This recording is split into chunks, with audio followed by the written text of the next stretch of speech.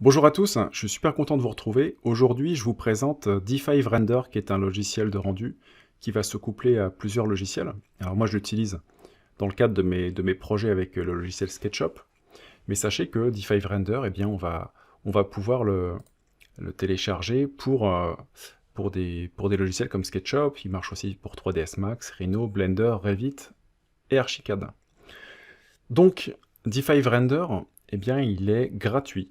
D'accord? On va regarder ici les prix. Donc, il est complètement gratuit.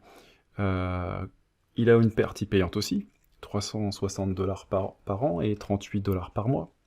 Donc, quelles sont les grosses différences? Ça, c'est une question qu'on m'a posée il n'y a pas longtemps. Les grosses différences entre la version gratuite et la version payante, on va le voir tout en bas. Vous voyez que c'est extraordinaire parce que si vous regardez en détail la spécificité, bah, il n'y a pas beaucoup de différence entre la pro et la gratuite. La grosse différence, c'est qu'en gratuit, eh bien, vous allez avoir très peu d'objets et très peu de matériaux. Vous allez avoir le strict minimum pour vous servir du logiciel.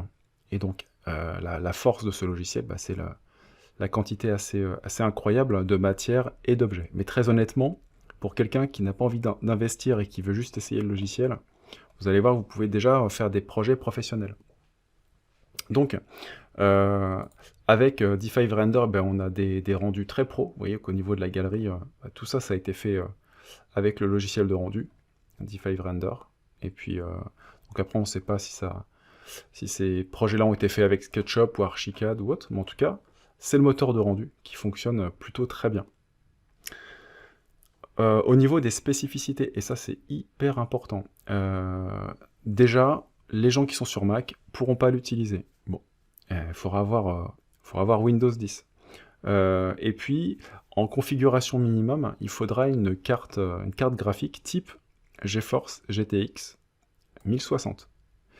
Ça, c'est pas trop mal parce que bah, c'est une carte graphique qui commence à dater un petit peu. Donc, ça veut dire que vous n'êtes pas obligé d'avoir l'ordinateur dernier cri. Si c'est un ordinateur gamer avec une bonne carte graphique GTX de base, et ben, à partir de la 1060, nickel. Par contre, c'est vrai que eux, ils vont plutôt nous dire chez D5 Render que bah, l'idéal, ce serait d'avoir quand même une NVIDIA RTX. D'accord? Donc, il y a même des tests qui ont été faits en bas concernant des rendus d'images fixes, par exemple. Donc là, on est sur la GTX 1060. Donc il y a un fichier type qui est sur D5 Render, et eh bien, pour une configuration, par exemple, en 2K, eh bien, avec la GTX, vous mettez 2 minutes 30. Avec une RTX 2060, c'est celle que j'ai, on met 33 secondes. Donc ça vaut vraiment le coup de passer à la RTX. Et puis avec la dernière, on est à 19 secondes. Ok.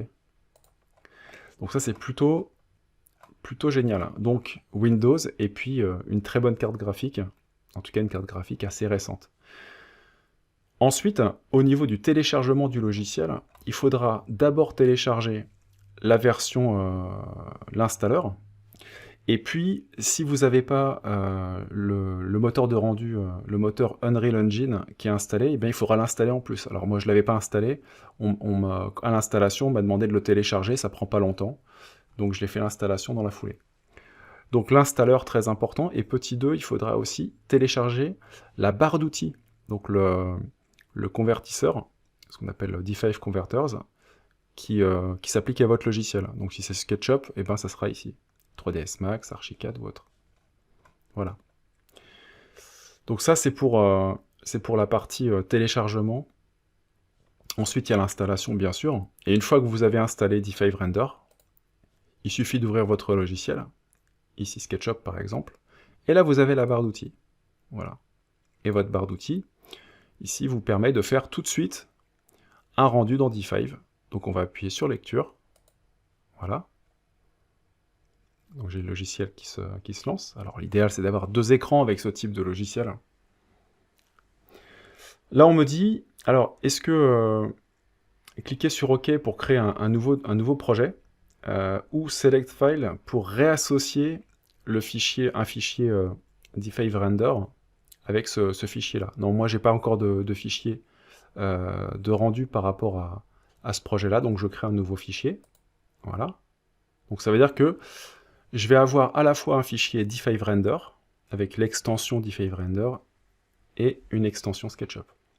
Donc voilà, donc directement ici vous avez la fenêtre du logiciel, donc on nous facilite la tâche, je vais réduire un peu la fenêtre pour vous montrer, donc en superposition. Alors si vous connaissez d'autres logiciels comme Enscape par exemple, ou Twinmotion ou Lumion, ça fonctionne exactement pareil.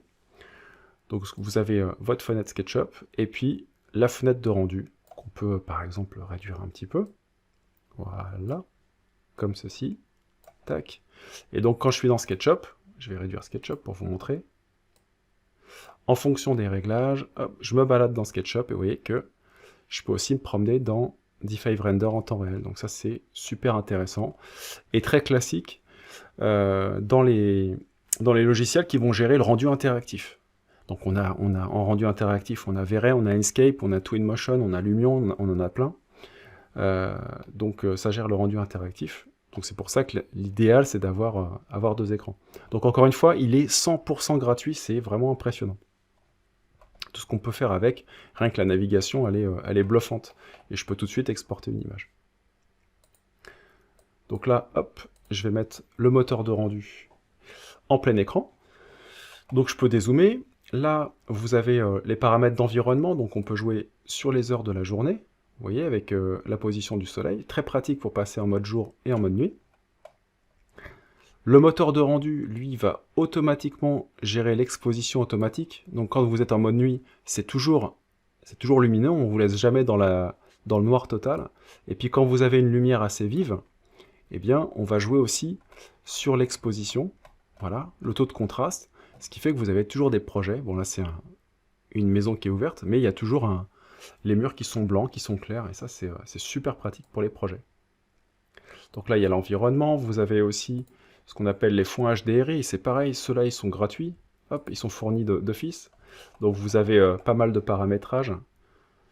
Ici vous avez un ciel, hop, le ciel du matin par exemple, le lever du soleil, là vous avez le coucher du soleil, donc à chaque fois on va vous proposer des atmosphères différentes. Et puis si ça vous plaît pas, on peut revenir à Geo & Sky, donc le fait de pouvoir paramétrer automatiquement la lumière du jour. Alors pour la navigation, comme je vous disais tout à l'heure, bah, vous avez la possibilité, soit, si vous n'êtes pas très à l'aise avec la navigation dans ce logiciel, vous allez dans SketchUp, vous vous promenez, et vous voyez que vous pouvez vous balader sans problème. Trouver les angles de vue qui vous intéressent. N'hésitez pas aussi, en termes de navigation, donc à switcher entre le mode Orbit. Donc quand on enfonce le bouton de la molette, ça fait exactement comme dans SketchUp. Okay. Par contre, quand vous avez un point de vue qui est figé dans la maison, quand vous êtes en intérieur, si vous passez en mode Fly, et que vous cliquez cette fois-ci avec le bouton droit de la souris, eh bien, votre caméra reste figée, d'accord, et vous pouvez vous regarder à gauche, à droite, en haut, en bas. Donc c'est plutôt cool. Et puis avec les flèches du clavier, on va pouvoir aussi notamment se déplacer. Alors A et D, très important ces flèches-là, qui vous permettent de faire comme dans SketchUp, d'avoir la main, d'accord, donc pouvoir vous promener de gauche à droite, voire de haut en bas, d'accord, avec Q normalement, voilà. Donc ça c'est intéressant. Ici, vous avez la possibilité aussi de régler la hauteur de l'œil, 2,70 m. Là, avec le petit curseur, on peut se promener. Très important. Et là, vous avez aussi la possibilité d'augmenter la rapidité, vous voyez, du zoom, avec ici un espèce d'accélérateur. Voilà, là, ça zoome très très fort. Là, c'est pareil, si j'utilise mes flèches, ça va aller très très rapidement. Là, je suis à 37, et quand je réduis à 6, voilà, c'est beaucoup plus doux. On va pouvoir créer des scènes aussi. Donc là, je vais cliquer sur créer une nouvelle scène.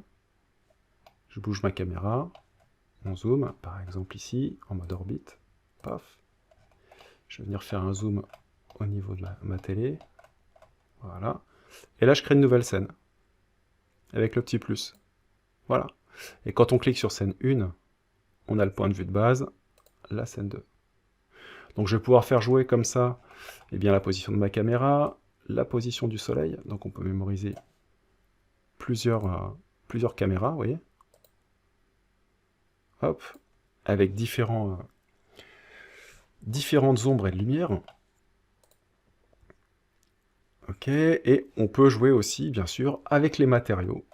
Donc on peut modifier les matériaux. Si je sélectionne par exemple mon sol, à droite, vous avez pas mal de propriétés. Donc on va pouvoir jouer sur le normal, le spéculaire, le roughness ici pour avoir plus ou moins de brillance. Donc à 0,4, c'est un réglage moyen. Si je le mets ici, proche du 0, on va avoir un sol qui est très très brillant. Donc pareil, c'est très réactif, super réactif. Donc il prend en charge eh bien, les revêtements de base de SketchUp. Si je sélectionne ma lampe maintenant, que je modifie, vous voyez que là c'est plutôt un pied en métal, bah pareil, je vais réduire. Et là j'ai un pied qui est peinture qui est un peu verni, métallique. Là je peux augmenter aussi le paramètre métallique. Voilà. Pour vraiment avoir une sensation de texture métallique. On peut jouer aussi ici en cliquant sur une autre matière, rajouter le paramètre émissive. Voilà, on clique ici, intensité, voilà, et vous avez un objet qui est brillant, dont on va pouvoir remettre la couleur de base. C'était du vert, hop, donc ici je vais remettre du vert, hop, voilà, un peu plus foncé peut-être, et réduire un peu l'intensité. Voilà. Donc pas mal de possibilités, c'est assez fou.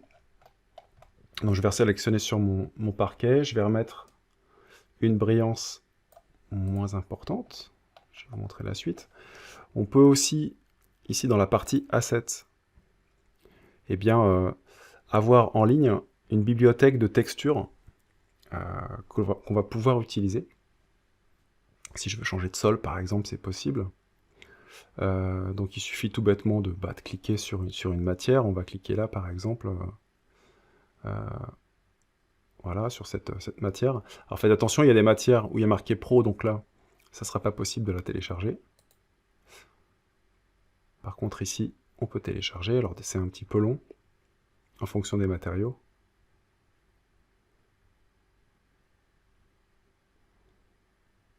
Et voilà.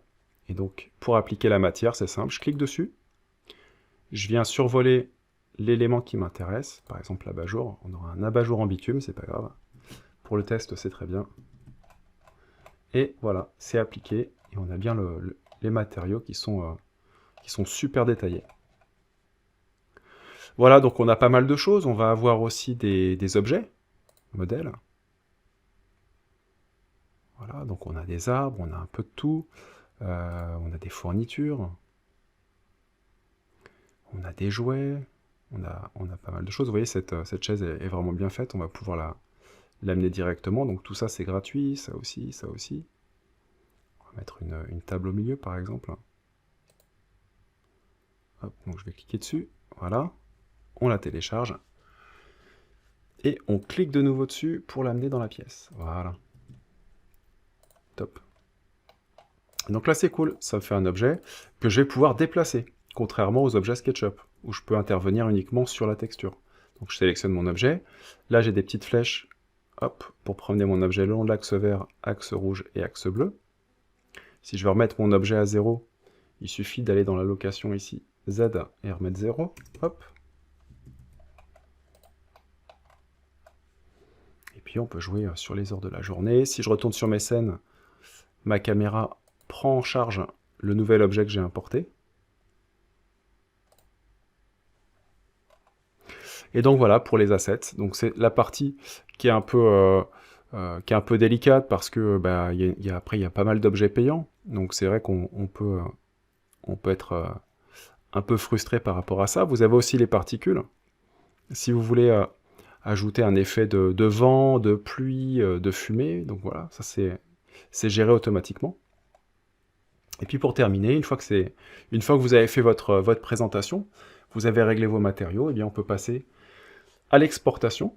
Donc on a deux types d'exportation. On a l'exportation photo, où vous allez pouvoir exporter votre image, il n'y a aucune limitation, parce que c'est une version gratuite, donc on peut exporter en 2K, en 4K, jusqu'en 16K, donc forcément, on va avoir après un temps de rendu qui va être un peu plus long.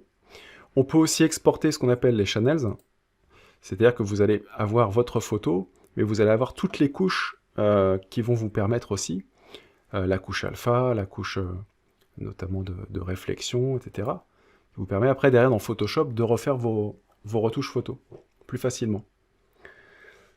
Et puis la vidéo. Donc on peut exporter une vidéo.